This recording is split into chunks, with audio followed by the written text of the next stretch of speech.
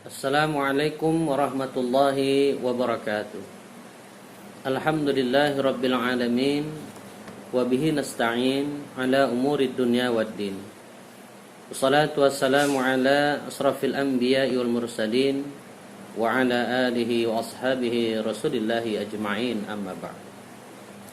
Faqala Allah ta'ala fi kitabihil karim, a'udzu billahi minasyaitonir rajim. Bismillahirrahmanirrahim. Iqra' bismi rabbikal ladzi khalaq.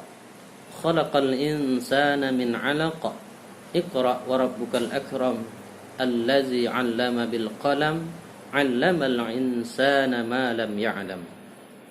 Tsumma qala Rasulullah sallallahu alaihi wasallam, man arada ad-dunya fa 'alaihi bi'ilmi, wa man arada al-akhirah fa 'alaihi bi'ilmi, wa man arada al-huma fa 'alaihi bi'ilmi. Alhamdulillah wa syukurillah ala ni'matillah. Segala puja dan puji syukur hanyalah milik Allah subhanahu wa ta'ala atas limpahan rahmat, taufik, hidayah, inayah yang saat ini senantiasa Allah berikan kepada kita bersama.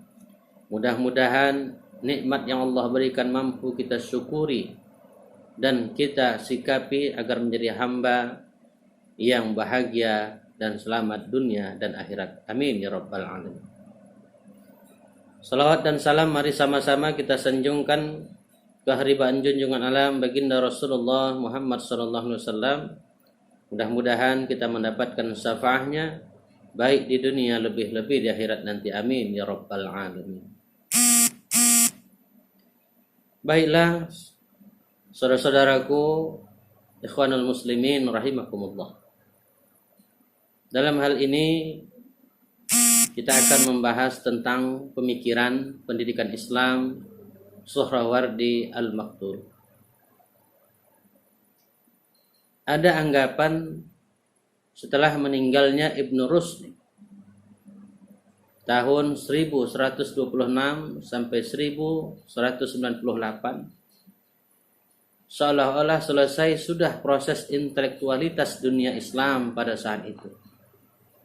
Orang menganggap bahwasanya setelah wafatnya Ibnu Rushd, dikala itu bahwasanya tidak ada lagi orang-orang ataupun tokoh-tokoh pemikiran Islam yang mampu membawa suatu pemikiran intelektualitas menjadi satu perubahan, menjadi satu motivator agar senantiasa pemikir-pemikir Islam dalam kajian-kajian Islam baik secara tekstual dan kontekstual hilang pada saat itu.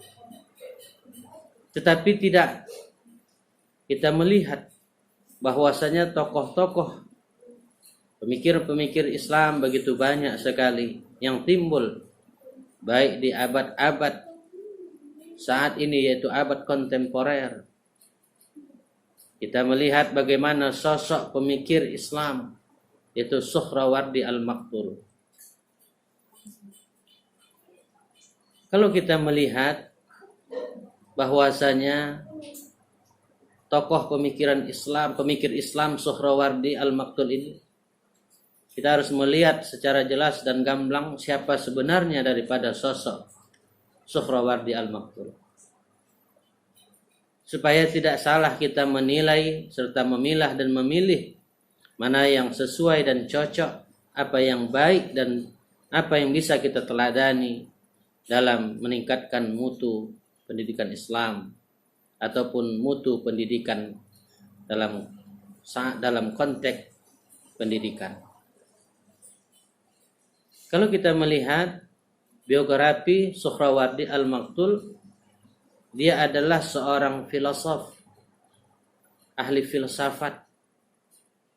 Ia banyak sekali menggeluti atau menuntut ilmu-ilmu yang berkaitan dengan filsafat, sembari juga ilmu hukum dan ilmu tasawuf, ilmu kebatin. Nama lengkap daripada Suhrawardi Al-Maktul adalah Shihab ad-Din Abu Al-Futuh Yahya ibnu Habasi ibnu Amirak. Lahir di desa Suhrawardi, yaitu daerah Aleppo, Suriah, sekitar tahun Hijriah atau 1153 Masehi. Beliau meninggal di Damaskus pada tahun 587 Hijriah atau bertepatan 1191 Masehi dalam usia 38 tahun.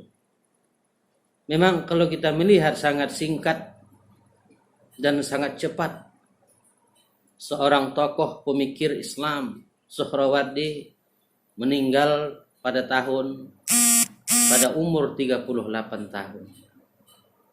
Tapi kita jangan menilai sedemikian cepat. Tapi Suhrawardi Al-Maktul ini begitu banyak sekali karangan-karangan beliau, karya-karya beliau yang luar biasa, lebih kurang daripada 50 karya-karya daripada Suhrawardi Al-Maktul. Suhrawardi Al-Maktul wafat pada usia 38 tahun. Beliau dihukum mati oleh Salahuddin Al-Ayyubi atas tuduhan bahwasanya dia telah kafir, dia telah menyelewengkan ajaran-ajaran Islam, dan dituduh oleh kaum fuqaha pada saat itu. Maka dia dimasukkan ke dalam penjara. Secara jelas apakah wafatnya itu, apakah dia dibunuh atau hanya dipenjara saja. Banyak yang mengatakan beliau mati dalam keadaan dipenjara. Al-Maktul artinya terbunuh. Tempat belajar daripada Suhrawardi Al-Maktul adalah daerah Persia, Anatolia, Damaskus, Syria, dan juga di Maroko. Ia belajar filsafat, belajar hukum, belajar dengan guru pada saat itu Fakhruddin Al-Mardini. Banyak lagi guru-guru beliau tentang mengajarkan bagaimana tentang ilmu filsafat, tentang ilmu hukum, tentang ilmu agama lainnya. Suhrawardi banyak terpengaruh oleh pendahulunya, artinya tokoh-tokoh terdahulu yang berkaitan dengan pemikiran-pemikir Islam, ahli tasawuf, ahli hukum dan lain sebagainya, seperti Yazid Al-Bustami, Sahlan Ibnu Abdullah, dan juga Al-Hallaj, dan juga Imam Al-Ghazali. Suhrawardi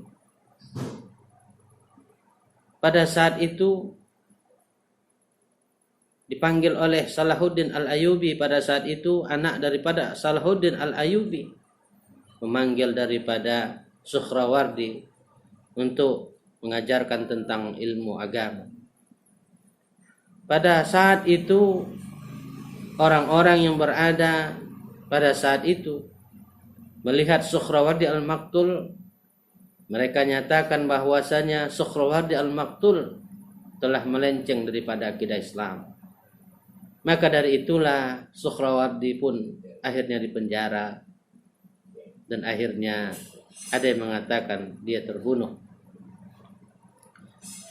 Karya-karya Suhrawardi Al-Maktul lebih kurang 50 karya besar daripada Suhrawardi Al-Maktul. Baik bidang filsafat, baik bidang hukum, dan juga bidang-bidang keilmuan lainnya. Karya-karya daripada Suhrawardi Al-Maktul bidang filsafat, yang pertama kaidah teosofi. Kaidah teosofi ini adalah penafsiran filsafat privatis, tahwihat, muqawwamat, mutaharat. Yang ini artinya bahwasanya buku ataupun karangan Suhrawardi ini membahas tentang teosofi. Yang kedua, tulisan pendek tentang filsafat. Yang ketiga, karangan yang bermuat mistis, dalam artian kata kajian-kajian kebatinan, kajian-kajian yang mendatangkan kegaiban. Yang keempat, tulisan berupa komentar dari filsafat terdahulu, risalah Al-Haqiqah Al-Isqi. Yang kelima, tulisan berupa doa-doa pendek yang mustajab. Kalau kita melihat pemikiran Suhrawardi Al-Maktul, pemikiran Suhrawardi tidak hanya bersumber dari Islam, tapi juga bersumber daripada di luar Islam. Yang pertama, pemikiran Sufisme. Suhrawardi berbicara tentang Sufisme, bagaimana sosok Sufi yang menjalani hidupnya untuk senantiasa dekat dan dekat dengan Allah Subhanahu wa ta'ala. Yang kedua, pemikiran verifatik Islam yang beliau kaji yaitu dalam buku Ibnu Sina. Yang ketiga, pemikiran sebelum Islam, aliran Pitagoras. Aliran Pitagoras pada tahun 580 sebelum Masehi. Yang selanjutnya, yang keempat, pemikiran Iran kuno. Yang kelima, ia bersandar ajaran-ajaran Zoroaster dan menggunakan lambang-lambang cahaya dan kegelapan. Tetapi dia tetap ahli dalam filsafat dan ahli dalam kebatinan. Artinya, sosok pemikir Suhrawardi Al-Maktul adalah sosok pemikir yang tidak terikat, pemikir yang bebas, memasukkan dua pemikir, baik pemikir dari Islam maupun juga pemikir daripada di luar Islam. Baiklah saudara-saudaraku, ikhwanul muslimin rahimakumullah. Yang kedua, metafisika cahaya. Beberapa tokoh menyebut Allah dengan cahaya. Bahkan dalam Al-Quran surah An-Nur ayat 35, bahwasanya Allah adalah yang memberikan cahaya baik di langit dan juga di bumi. Allahu nurus samawati wal ardh. Allah itu cahaya, memberikan cahaya dari langit dan juga bumi. Nah, untuk itu Suhrawardi mengatakan cahaya bersifat immaterial. Tidak bisa bersifat, tidak bisa diperselisihkan. Cahaya merupakan entitas, baik yang bersifat fisik maupun non-fisik. Itu suatu komponen yang esensialnya cahaya sebagai prinsip ontologis. Cahaya sebagai indikasi akan terwujudnya derajat yang sempurna. Maka itu Suhrawardi Al-Maktul membagi cahaya itu, yang pertama abstrak yang berbentuk diri sendiri. Yang kedua aksiden, yaitu yang mempunyai bentuk mampu menjadikan sesuatu yang lain. Jadi Suhrawardi itu membagi cahaya ada yang abstrak dalam bentuk diri pribadi sendiri. Yang kedua, dalam bentuk mampu menjadikan sesuatu yang lain. Suhrawardi berpendapat cahaya sebagai nur al-muhit, nur al-qayyum, nur al-muqaddas, nur al-adl, dan dia katakan cahaya segala cahaya, nur ala nur, cahaya di atas cahaya, maka yang akan mendapat kesimpulan adalah Allah Maha Esa dan Kuasa. Maka cahaya di atas cahaya menurut Suhrawardi adalah keesaan Allah Subhanahu wa ta'ala. Maka kalau kita melihat dari sisi pendidikan, bahwasanya pemikir Suhrawardi ini mendidik kepada diri kita agar kita kenal dengan Allah Subhanahu wa ta'ala, agar kita kenal dengan keesaan Allah ta'ala. Allah memberikan cahaya, cahaya langit yang Allah berikan bersumber daripada matahari. Kalau kita mengkaji matahari itu diciptakan Allah ta'ala agar kita mampu menjadi sosok pendidik, agar kita mampu menjadi orang yang mampu membenahi ataupun menjadikan satu karakter anak bangsa yang bertauhidkan kepada Allah Ta'ala, yang ilmunya ataupun pemikirannya berwawasan sains dan teknologi, tetapi hatinya tetap bermuatan iman dan takwa mengagungkan Allah Subhanahu wa Ta'ala. Yang ketiga, epistemologi. Suhrawardi menggabungkan antara nalar, intuisi, iluminasi, dan juga logika. Dalam artian kata bahwasanya nalar, intuisi, dan iluminasi menurut Suhrawardi adalah satu kesatuan yang saling berkaitan. Antara akal, tanpa akal, bantuan daripada pengetahuan batin, intuitif tidaklah dapat dipercaya. Akal hanya bisa merespon yang zahiriah.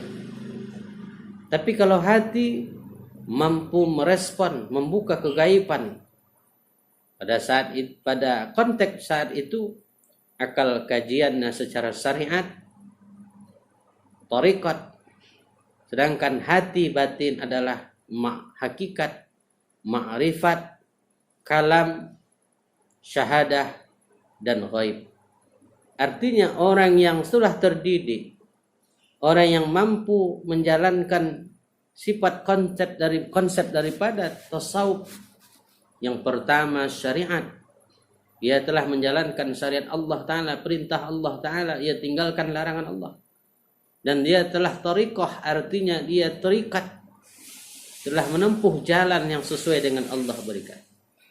Dan ia mampu ma'rifat, artinya dia telah mampu dalam yang ketiga hakikat daripada ibadah tersebut.